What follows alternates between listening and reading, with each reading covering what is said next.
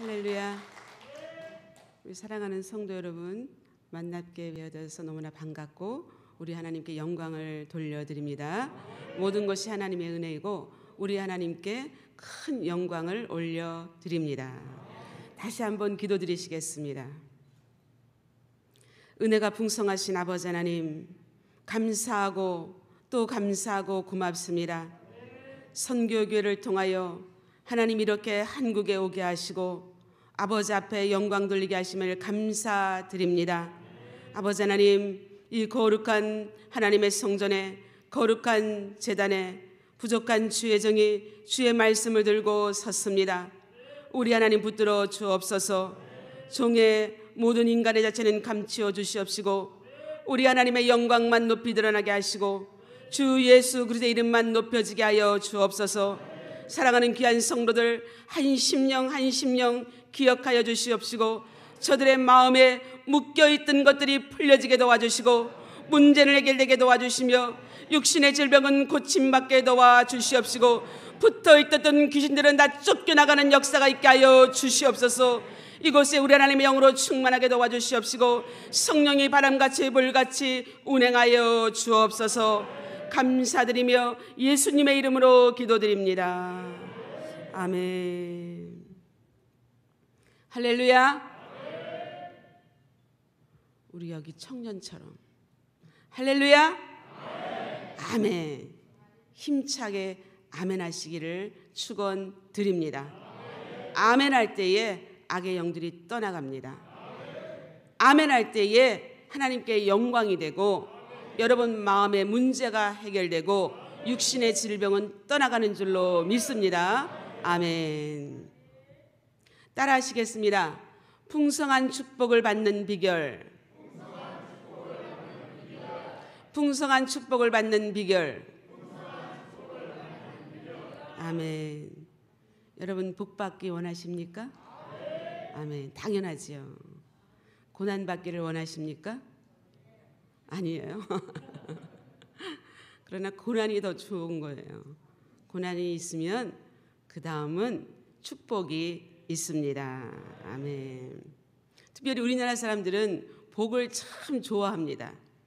그래서 우리의 어머니 또 어머니 세대는 복을 간절히 소원하고 너무나 원하기 때문에 집안 곳곳에 복자라는 것을 이렇게 붙여놨어요. 기억나시나요? 이불에도 밥그릇에도 국그릇에도 다 이렇게 복자를 좋아합니다. 그래서 며느리가 와도 복스럽게 생겼다. 음식을 먹어도 참 복스럽게 먹는다. 복덩이가 들어왔다. 이렇게 복자를 좋아합니다. 그만큼 우리나라 사람들은 복을 좋아합니다. 그런데 그 복을 받는 비결이 오늘 말씀에 있다는 것이에요. 제가 여기 딱 들어오니까 성전에 들어오니까 실천 방향, 교회 목표 이게 딱 들어오는 거예요. 근데 교회 목표 3번에도 비결이 있더라고요. 근데 오늘 말씀과 너무나 동일한 예수 안에서 잘 죽는 길이 잘 사는 비결이다. 예수님 안에서 우리는 살아있을 때도 잘 사는 비결로 살아야 되고 죽을 때도 잘 사는 비결로 죽어야 할 줄로 믿습니다. 과거에는 지금은 초등학교라고 하지만 국민학교라고 합니다. 과거에는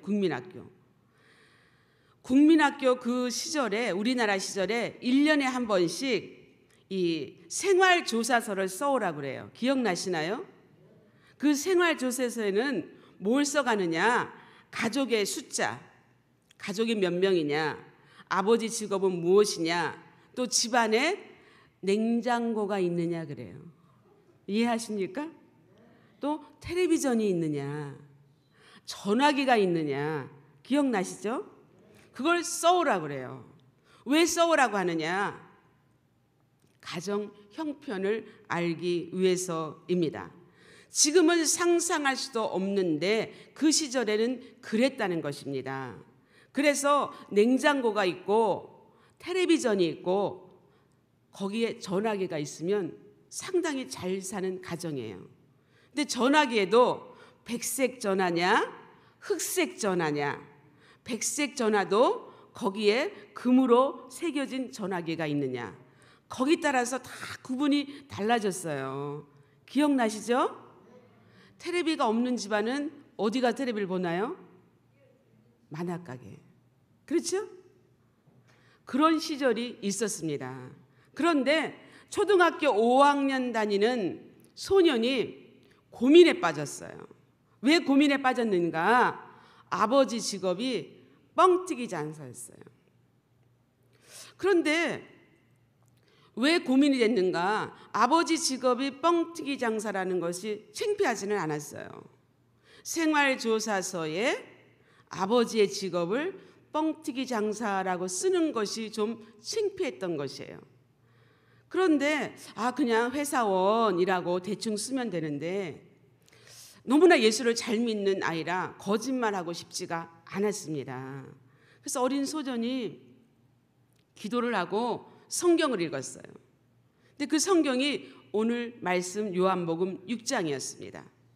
요한복음 6장의 말씀을 읽고 성령께서 이 어린아이에게 감동을 주셨는지 갑자기 이 아이가 손뼉을 탁 치면서 이거구나 하고 무엇라고 했는가? 식품 팽창업. 식품 팽창업. 이해하십니까? 이렇게 이 어린아이가 성령께서 지혜를 주셔서 아버지의 직업을 식품 팽창업이라고 했다는 것입니다. 얼마나 지혜로운 설명입니까? 사랑하는 성도 여러분, 오늘 성경 말씀에 오병이어의 기적은 참으로 놀라운 사건이요 축복입니다. 그러면 어떻게 하면 우리의 삶 가운데 이렇게 놀라운 기적과 풍성한 축복을 받을 수 있을까요? 오늘 말씀에 그 비결이 있습니다. 풍성한 축기를 받기 원하시는 분만 다시 한번 크게 아멘. 여러분의 일생이 오늘 이 날이 잊을 수 없는 날이 되고 기적을 체험하고 예수님을 만나고 예수님을 내 인생의 주인으로 인정하고 결단하는 시간이 되시기를 축원드립니다. 첫 번째로 생명에 집중하면 풍성한 축복을 받습니다. 따라하십니다. 생명에 집중하면 풍성한 축복을 받습니다. 아멘. 우리 사랑하는 성도 여러분은 생명에 집중하며 살아가십니까? 아니면 생존에 집중하며 살아가십니까? 무엇에 집중하며 살아가느냐라는 것입니다. 현실을 바라보며 어떻게 하면 좀 더 영양가 있고 좋은 것을 먹을까?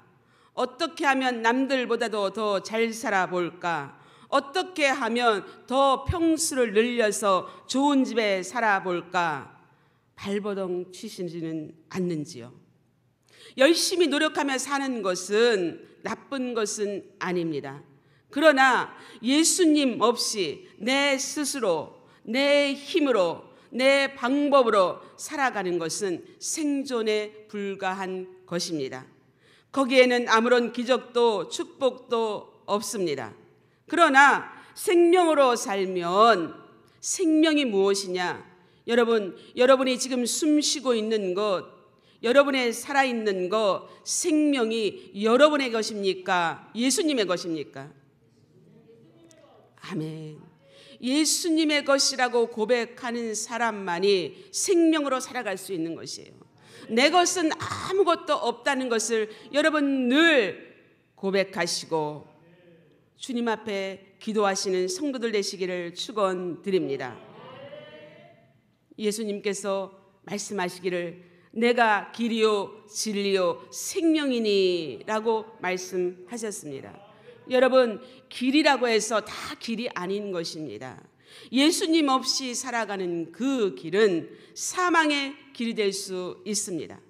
어떤 길은 사람의 보기에 바리나 필경은 사망의 길이라 라고 그랬어요. 예수님만이 참 길이 되시는 것입니다.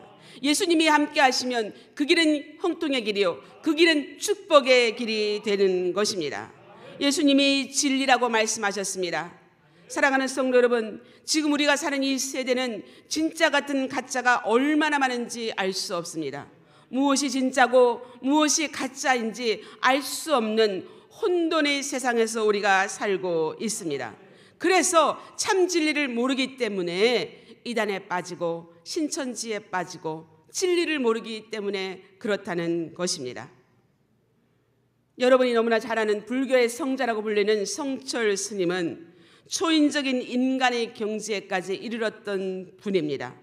그러나 그가 임종 직전에 몸부림을 치면서 한을 토한 말이 있습니다. 그는 한평생 많은 남녀 무리를 진리가 아닌 진리라고 속인 죄가 너무나 커서 나는 지옥으로 떨어진다 라고 몸부림을 치며 그는 숨을 거두었습니다. 예수님만이 참 진리가 되십니다.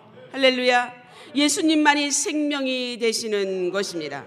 그래서 예수님께서 말씀하시기를 내가 곧 생명의 떡이니 내게 오는 자는 결코 줄이지 아니할 터이요 나를 믿는 자는 영원히 목마르지 아니하리로다.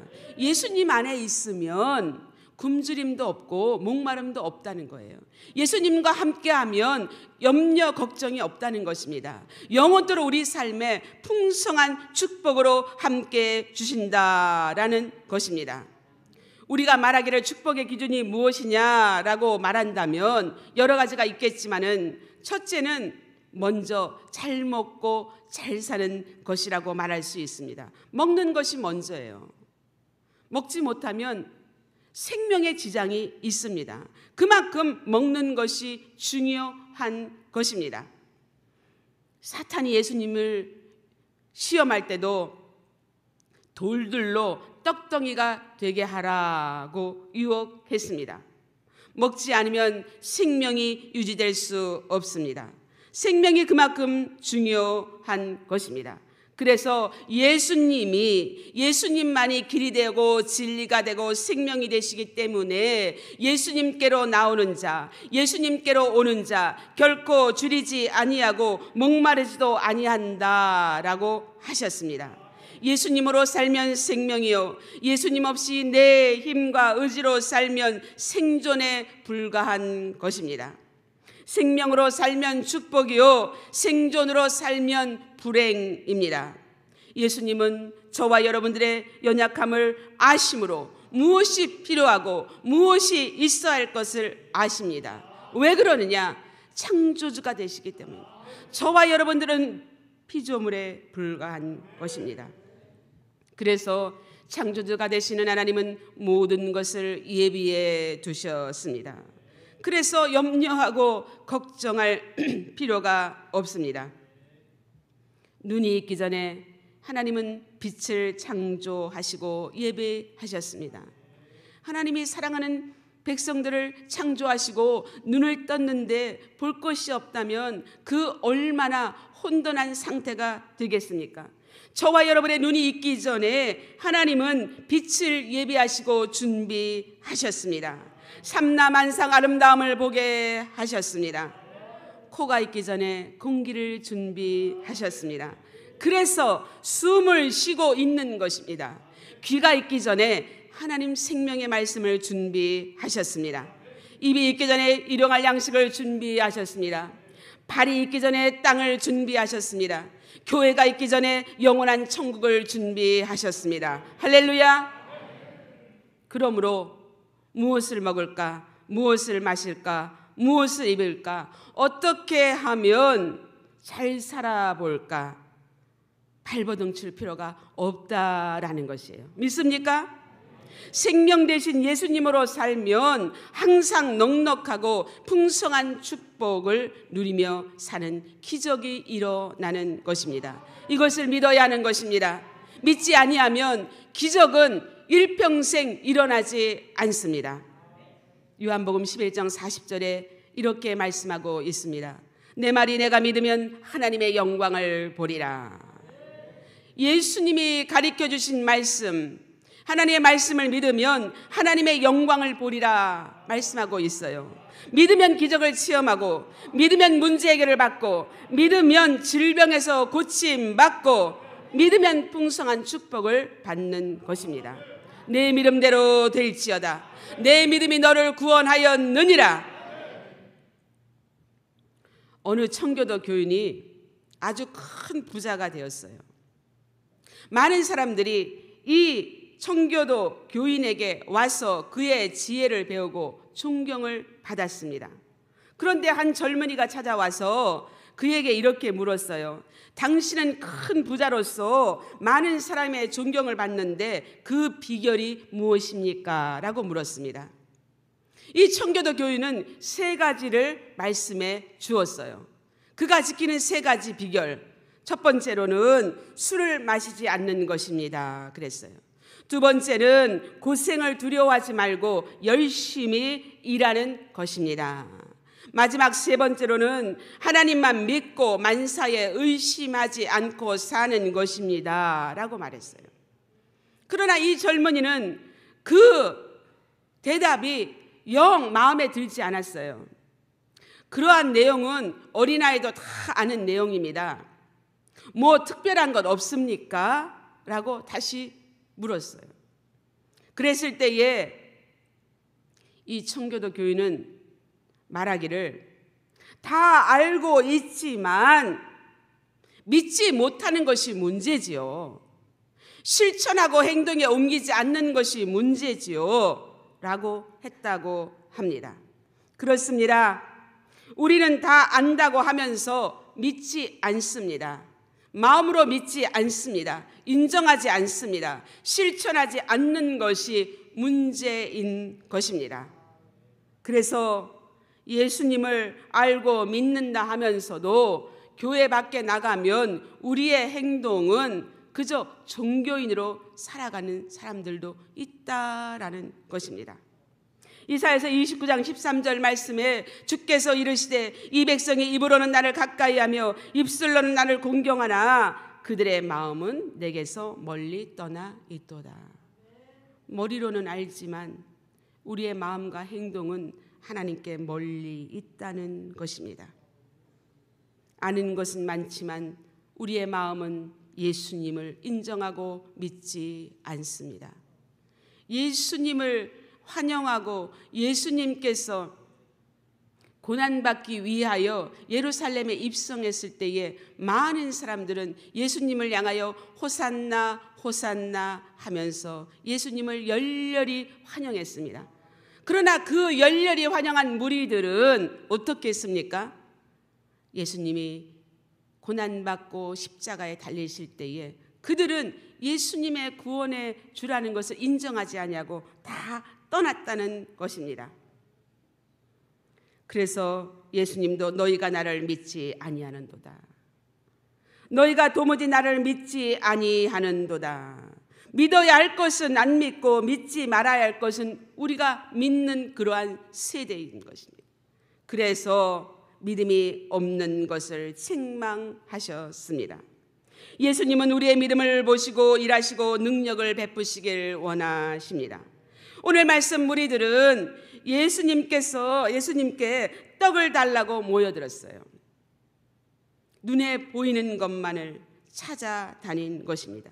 예수님께서 내가 생명의 떡이라 라고 하셨는데 그들은 예수님을 믿지 아니하고 눈에 보이고 나타나는 것만 구하고 찾고 있었습니다.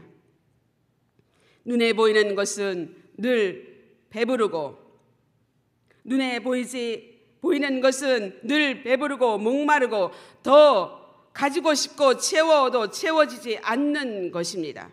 그러나 눈에 보이지 않는 것은 영원하고 영원히 줄이지도 아니하고 영원히 목마르지도 아니하는 것입니다. 여러분이 생각하는 것, 여러분의 마음에 품은 꿈과 비전, 여러분이 간구하는 기도의 제목, 우리 주님께서 다 아시고 계시기 때문에 지금 이곳에 하나님의 영이 충만하고 하나님의 눈이 여러분의 마음과 여러분의 생각을 보시고 여러분의 예배하는 그 자세를 보시고 우리 하나님께서 풍성한 축복으로 안겨주실 것입니다. 이것을 믿어야 합니다. 믿을 때 기적과 축복이 있습니다.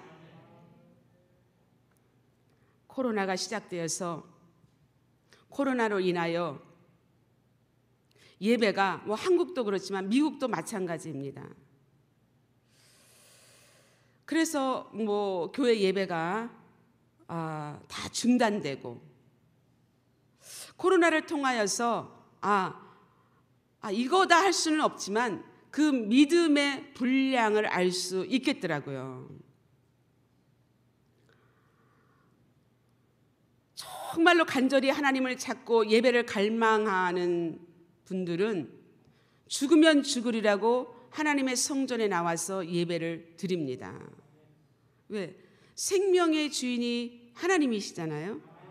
물론 우리가 이런 방역 지침 나라에서 하는 것을 다 지켜야 되지만 어차피 생명은 우리가 한 번 이 땅에 태어나면 언젠가 한 번은 가는 것이에요. 그러나 죽음도 예수 안에서 잘 죽는 것도 하나님 앞에 영광이 되는 거거든요. 하나님 교회에 나와서 예배를 드리다가 가면 그 얼마나 영광이 되겠습니까? 그러나 그렇지 아니하는 대다수의 사람들도 느끼고 볼 수 있더라고요. 예수 믿고 교회 다니고 하지만 형식적이고 습관적이고 예수 믿는 사람이 많다는 것이에요. 신자가 되려고 하지 아니하고 종교인으로 살아가는 사람들이 그만큼 많다는 것입니다. 믿습니까? 우리 사랑하는 성교인들은 신자로 살아가시기를 예수님의 이름으로 축원드립니다. 예수님께서는 믿음이 없는 세대여라고 한탄하십니다. 사랑하는 성도 여러분, 생명은 보이지 않는 것을 믿는 것입니다. 이것이 믿음이요 축복의 비결입니다. 말씀이 육신이 되어 생명으로 우리 가운데 오신 예수님을 믿으면 풍성한 축복을 받습니다. 사람이 떡으로만 살 것이 아니요 하나님의 입으로 나오는 모든 말씀으로 살 것이라고 하셨습니다. 생존이 아닌 생명으로 살아가시기를 예수님의 이름으로 축원드립니다. 그러면 생명으로 살려면 어떻게 해야 되느냐? 어떠한 비결이 있느냐? 그 비결은 아주 간단하고 쉽습니다. 말씀과 예배 중심으로 살아야 하는 것입니다. 몸된 교회의 실천 방향이 하나님 말씀 중심, 십자가 중심, 교회 중심, 담임 목사님 중심, 가족 중심, 지역 중심, 너무나 제가 저걸 읽는데 좋더라고요. 여러분은 무엇에 중심하고 무엇에 집중하며 사는가? 이게 여러분 삶의 방향인 것입니다. 축복받는 비결은 예배인 것이에요. 예배 가운데 주님을 만나는 것입니다. 예배를 드림으로 말미암아 여러분의 눌려있던 문제가 해결되는 거예요. 여러분의 육신의 질병이 고침받는 거예요. 거기에 축복은 바로 비결은 예배라는 것입니다. 하나님이 거룩한 성전, 하나님이 임재하시는 이 거룩한 성전에 나와서 생명의 말씀을 들을 때에 저와 여러분의 영이 새로워지고 새 생명으로 새로워지고 풍성한 축복을 받는 것입니다. 할렐루야. 둘째로 드리고 나누면 풍성한 축복을 받습니다. 따라하십니다. 드리고 나누면 풍성한 축복을 받습니다. 오늘 말씀에 한 어린아이의 도시락은 자기의 것을 나누고 헌신한 것입니다. 드렸을 때에 예수님께서 축복하시고 나누었더니 기적이 일어난 것이에요. 여러분, 나눈다는 것은 쉬운 것이 아닙니다. 내 손에 있는 것을 나눈다는 것은 쉬운 것이 아니에요. 보통 믿음이 아니고서는 나눌 수가 없는 것이에요. 어떤 가사에 손에 쥐은 것이 많으면 손이 아프다는 그러한 노래 가사가 있더라고요. 사실 그렇습니다. 어깨에 짊어진 것도 너무 많으면 어깨가 아프고 손에 뭔가를 쥐고 있으면 손이 아픈 것입니다. 저는 교민 선교지에서 선교하는 선교사입니다. 교민이 무슨 말인지 알지요? 한인들, 미국에 오래전에 와서 그곳에 정착하여 사는 사람들, 교민 선교사입니다. 근데 그곳에는 상상할 수 없는 기막힌 일들이 참 많습니다. 상상을 초월해요. 한국에서 보지 못하는 사람들이 다 거기로 와 있는 것 같습니다. 선교사들은 그 지역에 돌아가면 모든 일을 다 해야 되는 것입니다. 더군다나 제가 있는 곳은 텍사스는 광범위하고 광활한 나라지만은 거기도 도시가 있고 한국처럼 도시가 있고 시골이 있듯이 제가 있는 곳은 엘파소라는 지역인데 사막이에요. 모래바람이 많이 날립니다. 그래서 바람이 한 번씩 불면 정말 그 나무가 나무는 별로 없지만 쓰러지고 쓰레기통도 막 날아가고 막 그럴 정도예요. 그런 조그만한 이 도시, 조그만한 작은 지역입니다. 그래서 이렇게 젊은 청년들을 볼 수가 없어요. 젊은 청년들은 다 도시로 나가고 그곳에 있는 분들은 아주 연로하신 어르신들밖에 없어요. 제가 제일 나이가 적은 입니다. 한국에 오니까 우리 같은 말도 이렇게 금방금방 생각이 안 나네요. 여러분들에게 좋은 말, 좀 거기에 적절한 말을 전해주고 싶은데 이렇게 생각이 언뜻 안 나요. 있는 분들은 나이가 70, 80 이렇게 되셨어요. 아시겠죠? 또 코로나로 인해서 소천하신 분들도 계시고 지금으로부터 한 7년 전에 제가 지금 있는 그곳이 아니고 이제 다른 지역에서 사역할 때입니다. 거기는 알칸사스라는 곳인데 빌 클린턴 대통령이 예전에 사시던 고향이고 그 지역입니다. 근데 교회에 한 분 장로님이 아주 돈이 많은 분이세요. 이분은 정말 있는 것은 돈밖에 없는 분이에요. 그래서 그분의 이름을 대면 그 지역 사람들이 다 알아. 그 돈 많으신 장로님 그러세요. 그러니까 돈이 워낙 많다 보니까 그 돈의 힘으로 살아가시는 분이에요. 어깨에 힘을 주고. 그러니까 그 지역의 한인들도 그분에게 와서 돈을 대출을 받습니다. 왜냐하면 은행에 가서 대출을 받으면 이자를 물어야 되잖아요. 근데 이분은 그 이자 없이 돈을 빌려주고 자기 이름을 내세우기 위해서, 그리고 건물이 많다 보니 이제 사람들에게 임대를 줘서 먹고 살게끔, 장사를 하게끔 그렇게 하시는 분이십니다. 그런데 목사를 너무 힘들게 하는 거예요. 자기 마음대로 오시오 가시오. 또 장로님이 원하는 시간에 강단에도, 이 하나님의 거룩한 강단에도 올라가시오 내려가시오. 막 겁이 없는 분이에요. 하나님을 두려워하지 않는 분이고, 마음에 내키면 이렇게 교통카드가 아니라 그 카드, 기름 넣고 이렇게 하는 그 카드도 뺏었다가 다시 달라고 그래요. 달라고 했다 더 줬다가 너무나 머리가 아파요. 그래서 참 힘들었어요. 한계에 부딪혔어요. 그러는 어느 날 꿈에 성전의 불이 탁 꺼지는 거예요. 근데 그 탁 하는 소리와 함께 제가 놀라서 잠에서 깨었습니다. 시간을 보니 새벽 예배를 가야 할 시간이었습니다. 이것이 무슨 일인지 불길한 예감이 들었습니다. 너무나 이상하여 그냥 지나칠 수가 없었습니다. 교회를 가려고 했지만 발이 무엇인가 붙어 있는 것 같이 떨어지지도 않고 몸이 가려고 하지 않았습니다. 그래도 억지로 교회를 갔습니다. 마음이 완전히 다쳐서 교회에서 다시 집으로 돌아왔습니다. 그 후에 여러 가지 사정이 있었지만 이야기를 하면 너무나 길고 교회를 사임하게 되었습니다. 타협하지 않았습니다. 왜? 성도들 간의 장로와 이권이 개입하다 보니 목사님 편에 서야 되는데 먹고 살기가 바쁘니까 장로 편에 서서 장로의 말을 듣지 않으면 안 되었던 것이에요. 너무나 살 길이 막막했습니다. 참으로 절박한 상황이었습니다. 어떠한 해결책을 마련해 놓고 나와야 하는데 그러질 못했습니다. 무엇을 해야 되나 별의별 생각이 다 들었어요. 다시 고개를 숙이고 구부리고 들어갈까? 아니야, 잘한 거야 하고 그저 하나님께 엎드려 기도했습니다. 그러던 어느 날 북미 선교국에서 전화가 왔어요. 한국에서 미국으로 전화가 와서 하는 말이, 선교사님, 어느 분이 기도를 하는데 자꾸 저를 생각나게 하셔서 성령께서 강권적으로 도와주라고 그러는 거예요.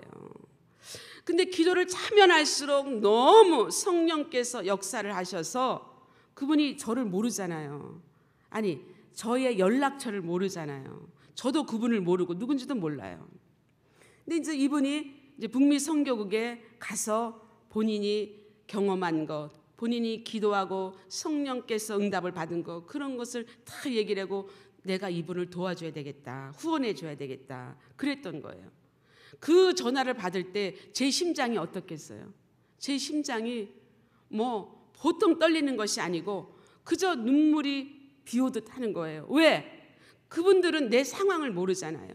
나의 그 절박한 상황을 모르잖아요. 하나님께 감사를 드렸어요. 그리고 그분이 누구냐 안 알려주는 거예요. 철저하게 비밀로 무엇을 하는 분인지, 어떤 분인지, 어디에 사시는 분인지 아무것도 알려주질 않는 거예요. 한 가지, 여자분이에요. 이것만 알려주는 것입니다. 그래서 하나님 감사합니다. 누구인지는 모르지만 이분을 축복해 주시옵소서. 이분이 원하는 소원을 들어 주시옵소서. 이분이 육신의 질병이 있다면 그 질병을 고쳐 주시옵소서. 계속 기도하고 그 긴 세월 동안 정말 너무나도 누군지 궁금했어요. 그 후에 1년이 지나서 제가 코로나가 있기 전에 한국의 선교대회를 나와서 제일 먼저 달려간 것이 북미 선교국이었습니다. 그래서 그분이 너무나 보고 싶어서, 도대체 그분이 누구냐. 선교국을 맡고 있는 회장님 사모님이 저를 보더니 너무 반가워서 한 걸음에 달려와, 목사님, 그냥 뭐 말을 못 하더라고. 너무 흥분돼가지고. 그분 가정에 기적이 일어났어요. 너무나도 축복을 많이 받았어요. 축복도 하나가 아니라 그분 말이 그래요. 겸사가 났다는 거예요. 한 가지가 아니고. 그래서 제가 사모님 빨리 말씀 좀 해달라고, 물론 저도 많은 기대를 하고 왔어요. 왜냐, 하나님께서 이렇게 역사하시고 그분을 위해서 이렇게 기도를 했는데 또 그러한 기대치가 있잖아요. 소식을 듣고 싶고. 근데 그 사모님이 그러시는 거예요. 첫 번째로는 남편이 구원받았어요, 그러는 거예요. 사업을 하니까 아무래도 남자분들은 또 만나서 술도 마시고 이렇게 뭐 시간을 가질 거 아니겠습니까? 그런데 남편을 위해서 기도를 했는데 남편이 구원받았고, 평신도예요. 얼마나 신앙생활을 잘하는지, 누가 교회를 가자고, 아내가 교회를 가자고 하기 이전에 자기 스스로 씻고 깨끗하게 단장을 하고 스스로 운전을 해서 교회 맨 앞자리에 나와서 예배를 드린다는 거예요. 장로님보다, 안수 집사님보다 더 하나님을 잘 섬기고 예배를 드린다는 것입니다. 할렐루야. 두 번째로는 사업이 확장됐습니다. 현재 있는 사업장은 김포에 있는데 하나님께서 그 사업장을 축복하셔서 파주에 땅과 건물을 사서 그곳에 사업을 확장했다는 것입니다. 세 번째로는 결혼 정년기에 있는 딸이 믿음의 좋은 배우자를 만나서 이제 앞으로 결혼을 하게 됐다는 것이에요. 그래서 지금은 아들 낳고 잘 살고 있어요. 마지막 네 번째로는 권사님이 암 수술을 했었어요. 암 수술을 하고 이제 낫기를 더 쾌유하기를, 이 말이 빨리 안 나오네. 쾌유하기를 기다리며 기도했는데 완전히 완쾌되어서 하나님께서 건강으로 함께 하셨다라는 것입니다. 할렐루야. 우리 하나님께 영광의 박수를 올려드립니다. 모든 것이 우리 하나님께서 하셨습니다. 믿습니까? 우리 사랑하는 성도 여러분, 이렇게 이분이 권사님이시더라고요. 나중에 이제 뭐 만나는 것도 꺼려워요. 참 자기 자신을 나타내지 않냐고. 그 남편 되시는 그분도 평신도인데 너무나 겸손이 흘러 넘치는 그런 분이십니다. 그저 자기는 말해주지 마세요. 나타내주지 마세요. 선교사님, 내가 한 것은 없어요. 다 하나님이 하셨어요. 하고 이제 저를 이제 만나서 그 사업장에 오셔서 축복 기도해 주세요 해서 가서 기도를 해주고, 그 가는 길, 그 시간 속에서 지나간 시간들이 막 떠오르는 거예요. 저에게 그 절박했던 그 시간들, 정말 하나님께서 역사하신 그 시간들이 생각이 나서 뭐 눈물이 비와같이 쏟아지는 것입니다. 선교사들이 사역지에서 선교 사역은 정말로 하나님과 교통하지 않으면 하나님만 바라보게 됩니다. 우리가 상상할 수 없는 일들이 선교지에는 언제 불시에 뭐가 나타날지 모르고 전쟁터와 같다고 생각하시면 됩니다. 그곳에서 오직 예수님만 바라보고 하나님이 공급해 주시는 것만 먹으며 하나님과 동행하는 것이 곧 선교지의 사역인 것입니다. 우리 사랑하는 성도들이 너무나도 잘 익히 아는 록펠러를 아실 것입니다. 록펠러는 세계적인 부자인 것입니다. 석유의 왕이라고 불리우는 사람입니다. 그가 세계적으로 부자가 된 것은 그가 돈이 많아서가 아닙니다.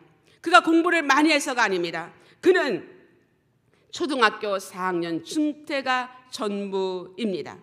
그런데 그런 그가 어떻게 세계적인 부자가 되었는가? 그의 나이 53세에 중병이 걸려서 의사로부터 5년을 넘기기 어렵다는 선고를 받았습니다. 그때부터 그는 전 재산을 정리하여 나누고 구제사업과 공익사업에 앞장서서 일했습니다. 53세에 죽는다고 하였는데 99세까지 장수하였습니다. 록펠러가 이렇게 세계적인 부자로 축복을 받기까지는 어머니의 영향력이 컸습니다. 그의 어머니는 세상을 떠나기 전에 10가지 유언을 록펠러에게 남겨주었습니다. 그 10가지 유언이 무엇이냐? 첫째로 우리 함께합니다. 하나님을 친아버지로 섬겨라. 둘째, 목사님을 하나님 다음으로 섬겨라. 셋째, 오른쪽 주머니에는 항상 11조를 넣고 다녀라. 넷째, 원수를 만들지 말라. 다섯째, 항상 앞자리에 앉아 예배를 드려라.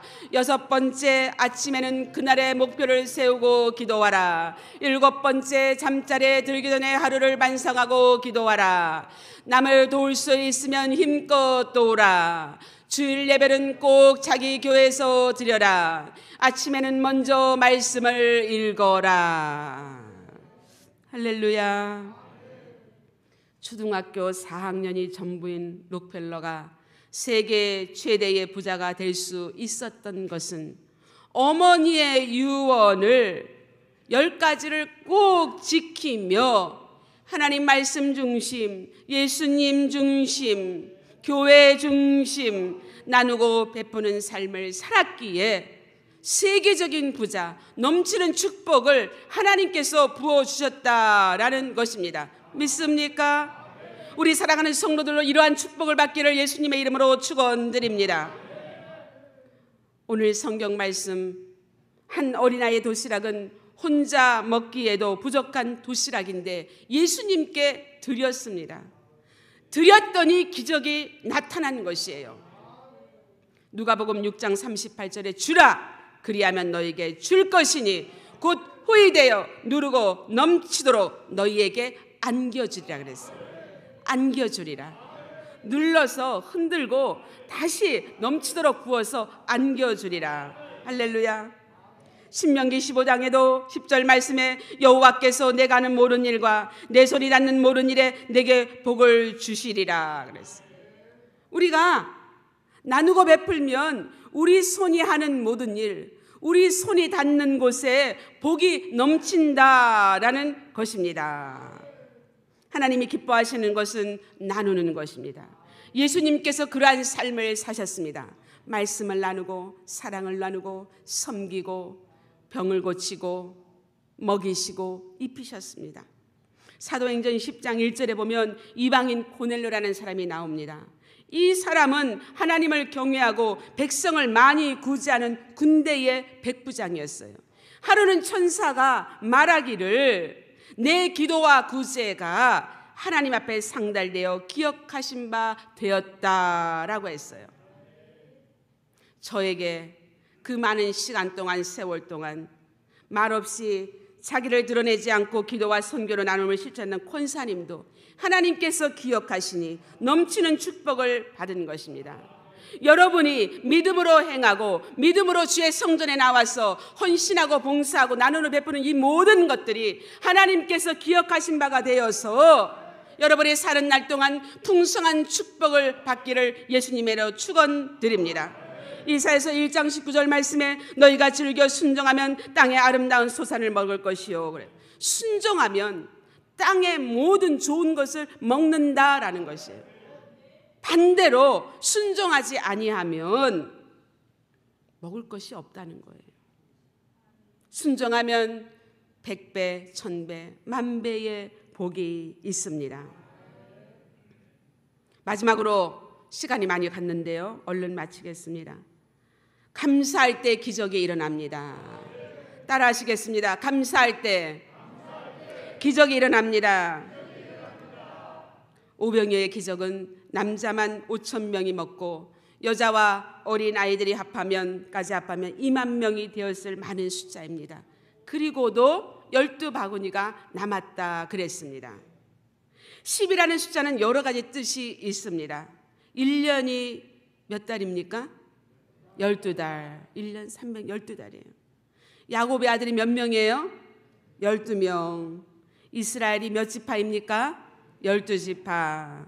가나안을 정탐한 사람이 12명. 예수님의 제자 12제자. 오늘 예수님의 기적 12바구니.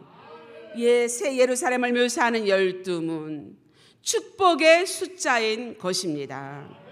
하나님은 저와 여러분이 1년 12달 365일 풍성한 축복을 받으며 행복하게 살기를 원하십니다. 그래서 감사해야 하는 것입니다.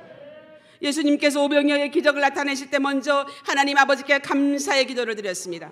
죽은 나사로를 살리실 때도 먼저 하나님께 감사의 기도를 드렸습니다. 아버지여 내 말을 들으신 것을 감사하나이다 라고 하셨습니다. 이와 같이 감사할 때 기적이 있고 풍성한 축복이 임하는 것입니다. 좋을 때, 일이 잘 될 때, 그때는 얼마든지 감사할 수 있어요. 그러나 어렵고 힘들 때, 모든 것이 막힐 때, 힘들 때, 고통스러울 때 감사할 수 있습니까?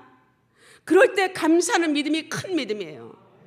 마귀는 저와 여러분들에게 늘 속삭입니다. 너의 상황이 지금 이렇게 열악하고 힘든데 무엇을 감사하느냐? 감사하지 말아라 그래요. 그러나 그것을 뛰어넘으면 하나님께서 이렇게 힘들고 열악한 상황 속에서도 너가 나에게 감사하는구나. 하나님 그것을 보시고 여러분에게 놀라운 축복의 길, 놀라운 풍성한 축복으로 되돌려 갚아주실 것입니다. 사랑하는 성도 여러분, 여러분은 생명으로 살아가십니까? 생존으로 살아가십니까? 예수님으로 살아가느냐? 아니면 예수님 없이 나의 의지, 나의 생각, 나의 방법으로 내 마음에 좋은 대로 살아가느냐인 것입니다. 오늘 이 시간 마음의 손을 얹으시고 지금까지 나는 무엇에 집중하며 살아왔는가 되돌아보시기를 바랍니다. 혹시라도 예수님보다도 더 다른 그 무엇에 집중하며 살지는 않았는지 이 시간 회개하고 결단하는 시간이 되시기를 바랍니다. 예수님 한 분만으로 만족하며 살겠습니다 라는 신앙의 고백이 있기를 축원드립니다. 풍성한 축복을 받는 비결은 예수님 중심, 생명 되신 예수님 중심, 말씀 중심, 예배 중심으로 살아야 돼요. 나누고 베풀며 살아야 돼요. 여기 저는 제 방법대로 많이 살아왔어요. 제 얼굴을 보세요.